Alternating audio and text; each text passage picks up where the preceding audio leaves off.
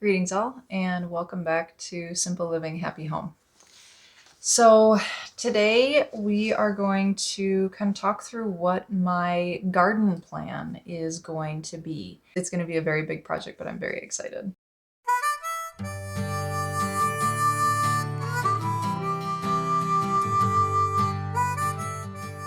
I have wanted to do a garden for quite a while. My husband and my plan years ago was that when we got a house, we would be able to have a garden.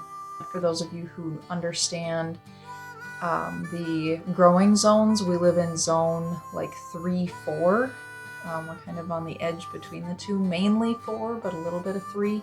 That means that we're pretty cold. We get very cold in the winter, and it does make it a challenge with certain vegetables, and our growing season is pretty short. What we're going to walk through is my first garden plan. I have never actually had a full garden to myself.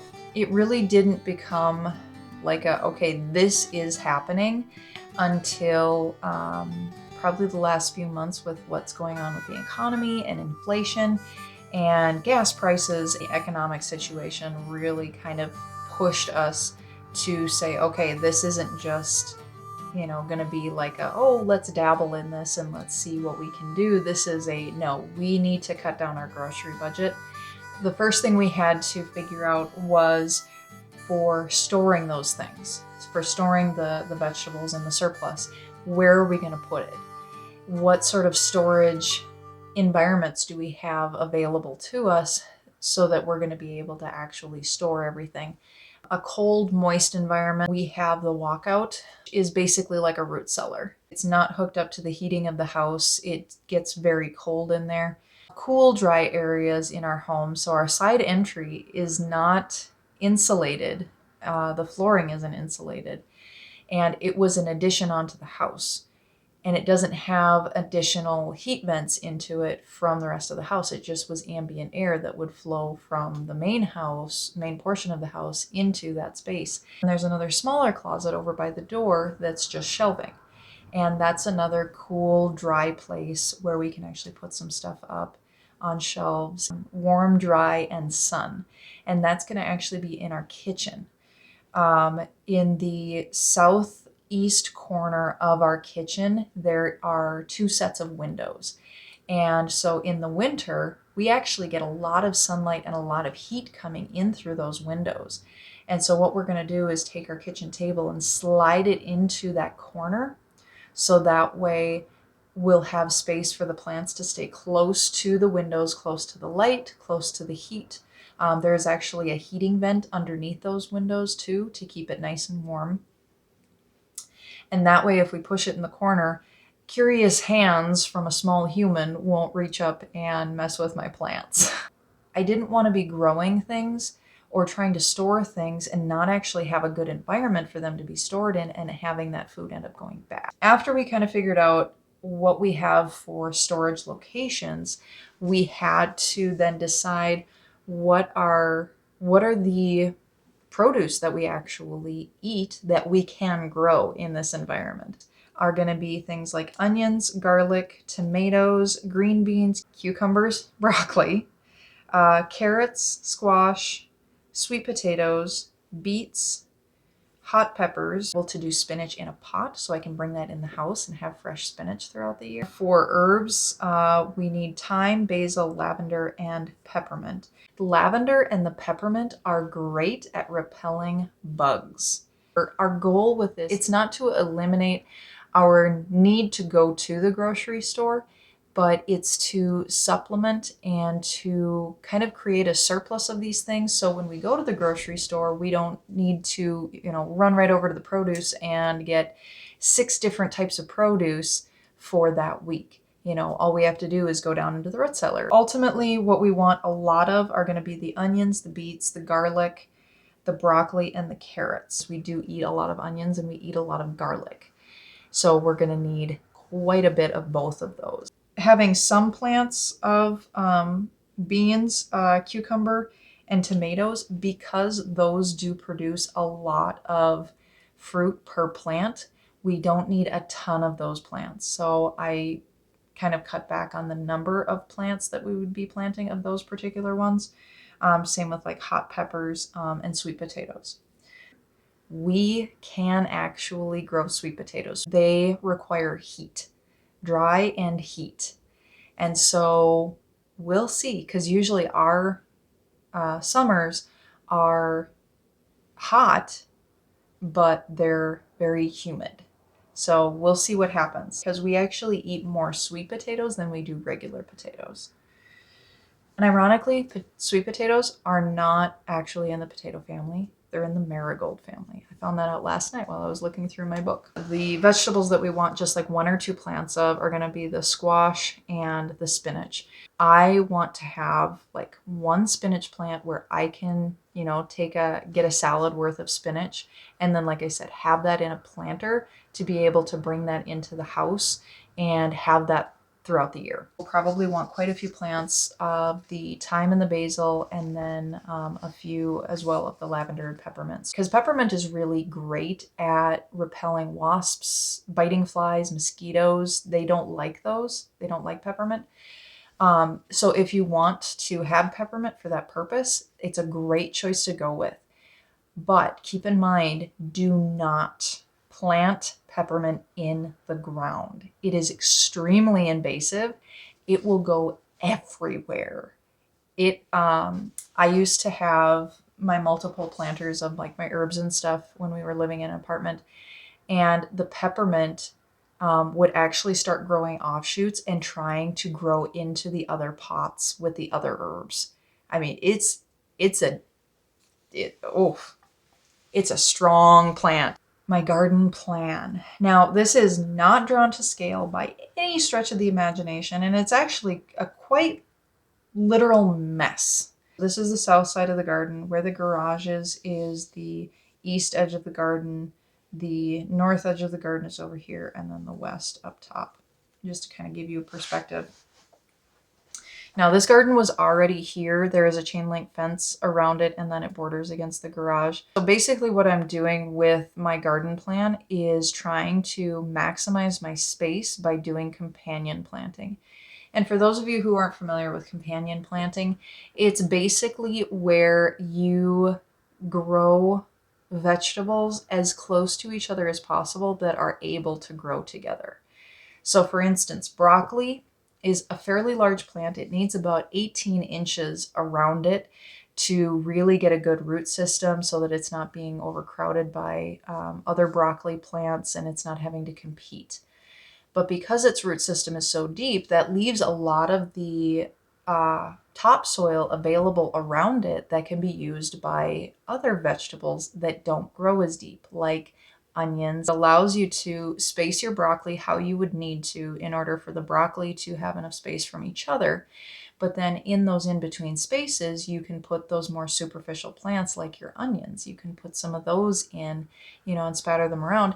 And then you're really maximizing your garden space and your soil space to really grow as much as you can. So that's kind of the idea behind this. We've got onions starting here, and then we've got some tomatoes. And then in between the tomatoes here, we've got garlic, because tomatoes and garlic actually grow really well next to each other. Again, tomato is a deep root plant. It's a big plant, so it needs to go deep to really do well to produce fruit. Garlic is a much more superficial plant, so it doesn't interfere with the root systems and they don't end up competing with each other. Well, another section here of onions, just to kind of use up that ground space. Then we've got, if we continue around the edge here, around the perimeter, so these rectangles, there are actually raised planter boxes already in the garden. So I'm going to use those. I put the tomatoes, and then that first planter box has beans in it, and then there's cucumbers and more tomatoes. There is a chain link fence all the way around there. So I am actually going to use that chain link fence as the vertical support for all of those plants. So that way we don't have to construct some sort of vertical structure for the plants to have to be able to grow and thrive really well. Planter box with the beans. I've got a little smattering of carrots in between there because beans and carrots grow well together. If we continue around the perimeter here, we come to the next planter box and we have cucumbers. All right, and then in between the cucumbers, we have some more garlic, because cucumbers and garlic grow well together. Again, deep root system, shallow root system. And then the last planter box, we have a couple tomatoes, and I've got some more garlic in there as well. Like I said, we use a lot of garlic and we use a lot of onions. I'm continuing along the perimeter next to the garage here. I've got 2 spaces for squash, and then there's that line there. There is actually like some gate apparatus that they put in the middle, and I think it was intended for peas to grow up. But what I'm actually going to use it for is to wall off the squash from taking over the rest of the garden, because squash will take over the entire garden if I would let it. I'm hoping that it's going to get enough light because, you know, the garage is right there on that east side. But as soon as the sun is high enough, it should be able to get enough sunlight that the squash should be okay. On the other side of that barrier, I do have a couple rows of beets. And this is another thing that we're doing is we're actually offsetting them. So we're not planting them right across from each other. We're actually going to go at an angle so we can bring those rows closer together and kind of maximize that space. In the middle here, we have three rows. So we have the first row here has 3 broccoli plants. And then around those broccoli, we have onions. Okay, at the ends there and then in between them. In the middle here is the dill and asparagus. If they're not destroyed and they're kind of left to their own devices, they will come back. So I'm kind of leaving that area for asparagus. The downside with doing that is asparagus does not do well with garlic and it doesn't do well with onions. Unfortunately, on either side of that row, I have garlic and onions. So what I'm hoping is when you're talking about companion planting, you're talking about getting them very close to each other. So I'm hoping that having the distance that I do and the way I'm picturing it in my mind, I'm going to have enough distance that they're not going to be competing with each other and they'll do okay. And that final row is again three broccoli. And then around the broccoli is more garlic, and then in between the broccoli are more carrots. We also have a circle drive, and in the middle of that circle is mostly lawn, but we do have a raised flower bed that they put in as part of the landscaping. And the flowers that they had in there last year were pretty enough. I mean, a lot of it was like brown-eyed Susans and kind of those annual things that are going to come back on their own and very little maintenance. But with how things are, with the economic situation and so on and so forth, we decided that, you know what, the flowers are nice, but we need something more practical.